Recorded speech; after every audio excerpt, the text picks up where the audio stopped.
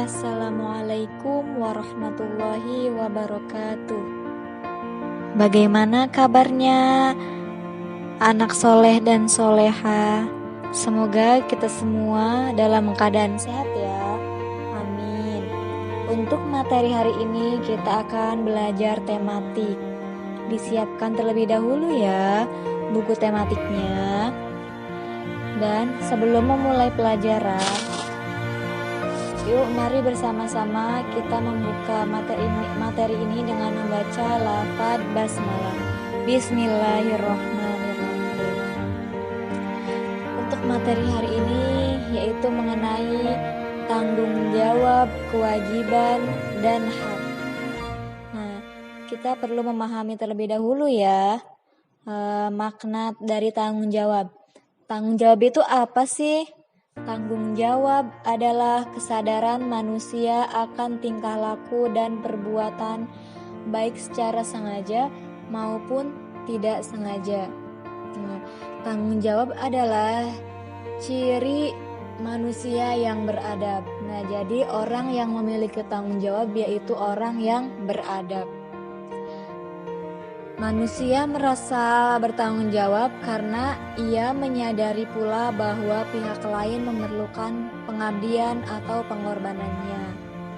Nah, untuk memperoleh atau meningkatkan kesadaran tanggung jawab perlu ditempuh dengan usaha, baik melalui pendidikan, penyuluhan, keteladanan, dan takwa kepada Tuhan Yang Maha Esa. Selanjutnya, setelah kita mengetahui arti dari tanggung jawab, kemudian juga ada bentuk-bentuk tanggung jawab. Bagaimana sih bentuk-bentuk tanggung jawab? Nah, Ibu jelaskan satu persatu ya. Bentuk-bentuk tanggung jawab yang pertama, tanggung jawab sebagai makhluk Tuhan dapat diwujudkan dalam bentuk tindakan mematuhi perintah Tuhan dan menjauhi larangannya, beribadah tepat waktu sesuai ajaran agama yang dianut, dan tidak semena-mena terhadap orang lain. Nah, ini salah satu contoh tanggung jawab sebagai makhluk Tuhan. Untuk selanjutnya, tanggung jawab terhadap diri sendiri. Tanggung jawab ini dapat diwujudkan dalam bentuk tindakan memenuhi kewajiban diri dalam mengembangkan kepribadiannya. Contohnya yaitu bertanggung jawab atas perbuatan yang telah dilakukan terhadap diri sendiri. Contohnya ya, setelah kita bangun tidur, kemudian kita langsung membereskan tempat tidur. Nah, itu salah satu contoh tanggung jawab terhadap diri sendiri. Kemudian juga setelah kita belajar, kita harus merapikan bukunya kembali ya. Nah, itu contoh tanggung jawab terhadap diri sendiri. Kemudian selanjutnya ada tanggung jawab terhadap keluarga. Nah, tanggung jawab ini dapat ditunjukkan antara lain dalam bentuk tindakan menjaga nama baik ya. Menjaga nama baik keluarga, kemudian meningkatkan kesejahteraan keluarga dan menjaga keselamatan keluarga. Nah, ada beberapa tanggung jawab ya dalam terhadap keluarga ini. Yang pertama, seorang ayah tanggung jawabnya bekerja keras untuk menafkahi anggota keluarganya. Kemudian sebagai anak ya, tanggung jawab terhadap keluarganya ini kita harus rajin dan disiplin belajar di rumah ya. Itu tanggung jawab seorang anak. Dan kemudian yang terakhir juga tanggung jawab terhadap keluarga seorang ibu, yaitu mengasuh anaknya dengan baik. Nah, itu salah satu bentuk tanggung jawab terhadap keluarga.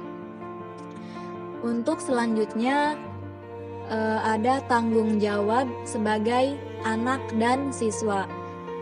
Nah, tanggung jawab ini tanggung jawab sebagai anak ya, berbakti kepada kedua orang tua, kemudian belajar dengan sungguh-sungguh, memakai seragam ya,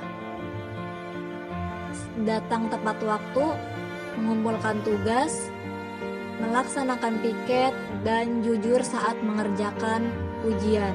Nah, ini bentuk tanggung jawab sebagai anak dan siswa.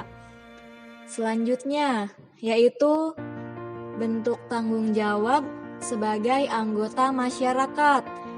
Contohnya, bergotong royong ya, membersihkan lingkungan, menjaga keamanan lingkungan, dan membantu sesama masyarakat.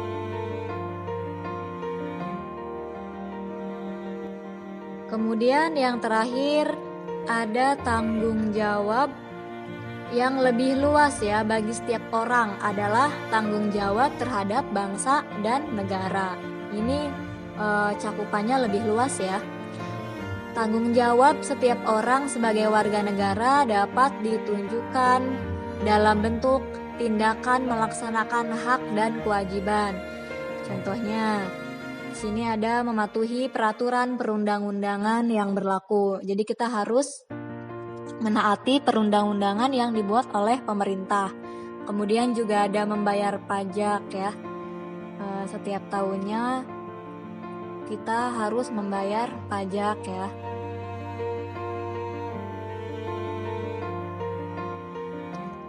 Untuk selanjutnya yaitu mengenai kewajiban.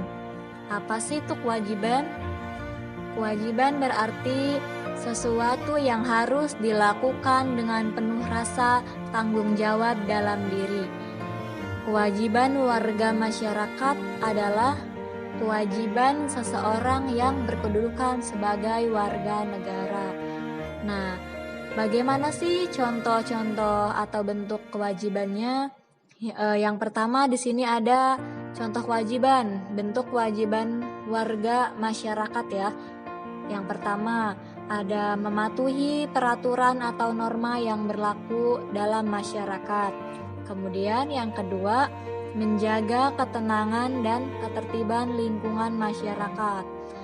Yang ketiga, mengikuti kegiatan yang ada di lingkungan RT, RW, atau desa setempat, misalnya kerja bakti, gotong royong, musyawarah. Kemudian yang keempat, menghormati tetangga di lingkungan tempat tinggal. Jadi kita harus saling menghormati sesama tetangga ya, sama masyarakat. Kemudian yang kelima, membantu tetangga yang terkena musibah. Dan yang terakhir, menjaga kebersihan lingkungan tempat tinggal. Nah, ini bentuk kewajiban sebagai warga masyarakat. Untuk selanjutnya, bentuk kewajiban anak dan siswa. Nah, yang pertama, membantu orang tua ya. Kayak misalkan membantu beres-beres rumah, mencuci piring, dan lain sebagainya.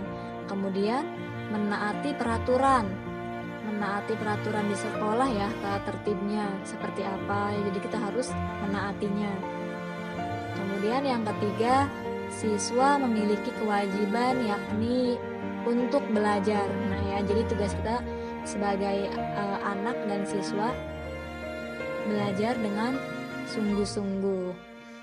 Kemudian yang keempat, siswa memiliki kewajiban yakni untuk menghormati dan patuh pada guru. Jadi jangan sampai kita ngelawan ya terhadap guru. Kemudian yang terakhir, siswa memiliki kewajiban yakni untuk menjaga kebersihan dan kenyamanan kelas.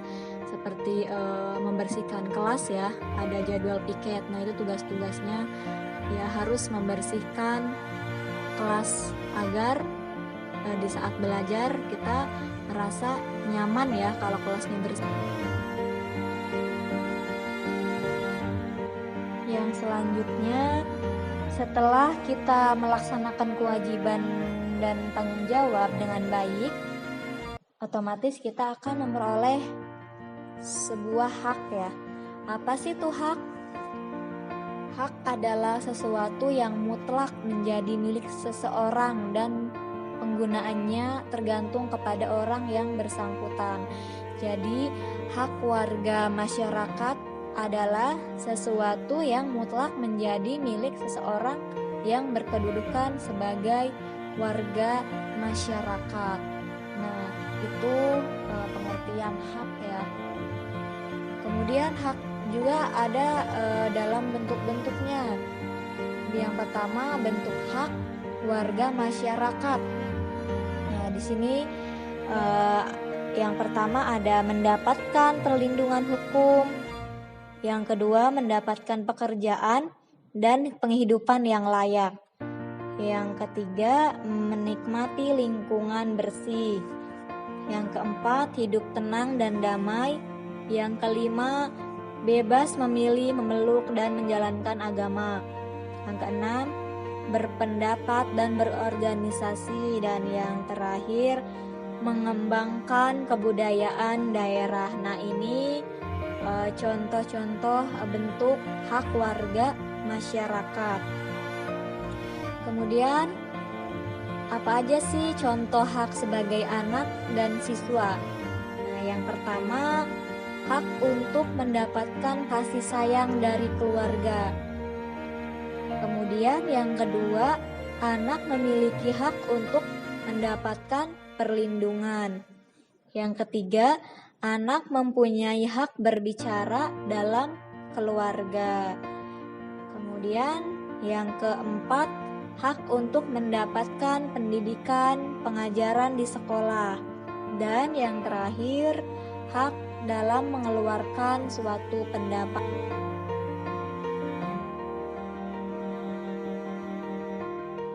Setelah kita mengetahui makna dari tanggung jawab, kewajiban, dan hak, kita juga harus tahu ya, bagaimana sih penerapan tanggung jawab, kewajiban, dan hak. Nah, di sini ada penerapan kewajiban. Ada beberapa poin ya. Yang pertama, menghargai pendapat orang lain. Salah satu caranya adalah ketika orang lain sedang berpendapat, kita tidak boleh memotongnya ya. Kemudian menghormati perbedaan pendapat antar peserta musyawarah. Nah, jadi kita juga harus menghormati pendapat orang lain. Tidak boleh pengen menang sendiri nih. Itu tidak boleh ya. Kemudian yang ketiga, mengangkat tangan sebelum berbicara.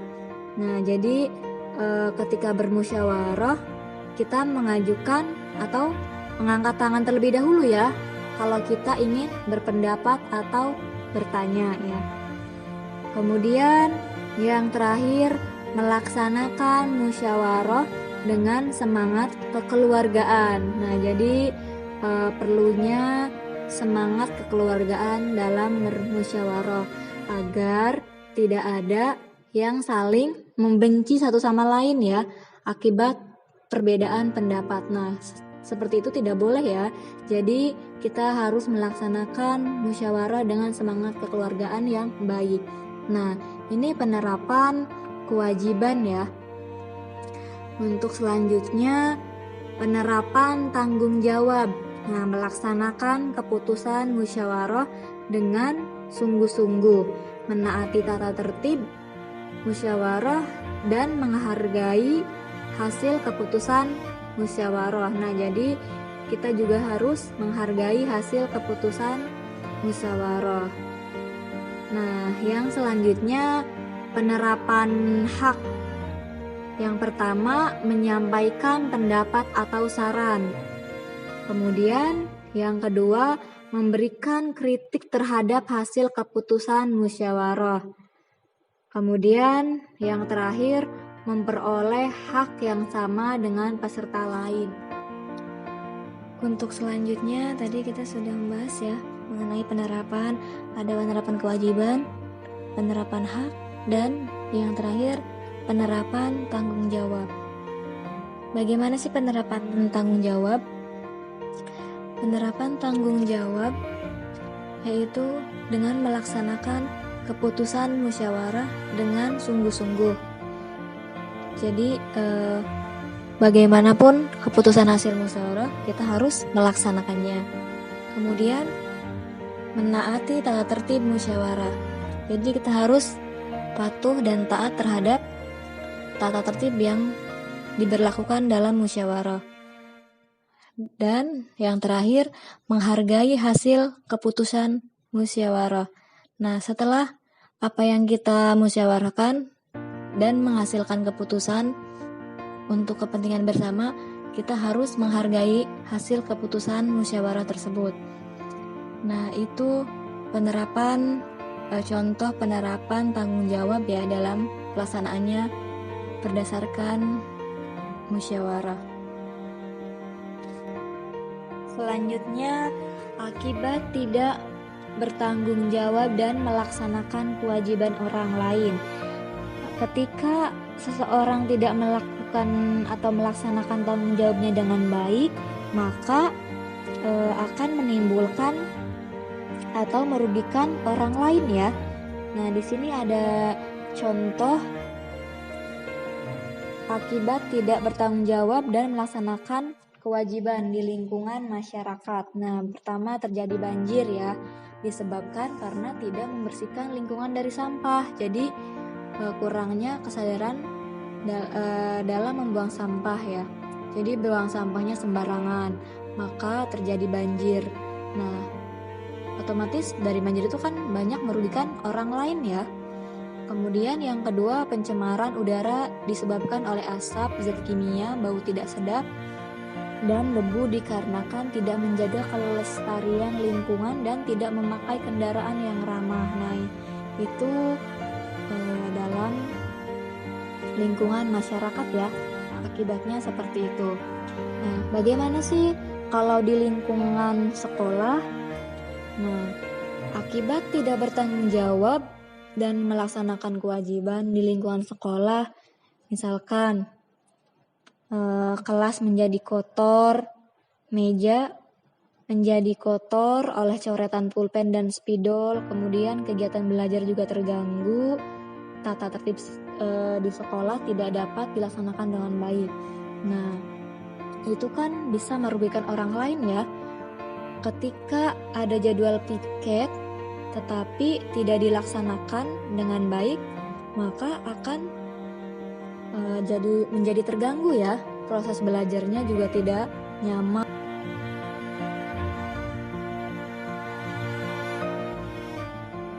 Nah, di sini ada beberapa contoh dalam bentuk gambarnya ya. Nah, yang pertama di sini ada sebuah keluarga ya, ada ayah, ibu dan anak. Nah, ini salah satu contoh hak seorang anak untuk mendapatkan kasih sayang dari orang tua. Kemudian yang gambar keduanya, di sini ada siswa yang sedang membersihkan kelas. Nah, ini salah satu contoh dalam bentuk tanggung jawab ya sebagai siswa, dan bisa juga dalam bentuk kewajibannya sebagai siswa ya, membersihkan ruangan kelas ya, membantu temannya. Kalau dijadwalkan piket, otomatis kita harus melaksanakan dan bertanggung jawab dengan baik ya, agar tidak merugikan orang lain. Kalau kelasnya bersih, rapi, kan terlihat enak ya, belajarnya juga akan terasa nyaman. Kemudian yang gambar ketiganya dalam bentuk bertanggung jawab, dan ini juga bisa termasuk dalam hak ya, bentuk hak. Nah, penerapan dalam bentuk tanggung jawabnya itu ya, kita sebagai warga masyarakat harus saling bergotong royong ya, bertanggung jawab membersihkan lingkungannya. Nah, dari tanggung jawab itu kita akan mendapatkan hak. Haknya apa? Haknya kita sebagai warga negara mendapatkan lingkungan yang bersih ya, apabila kita saling bergotong royong.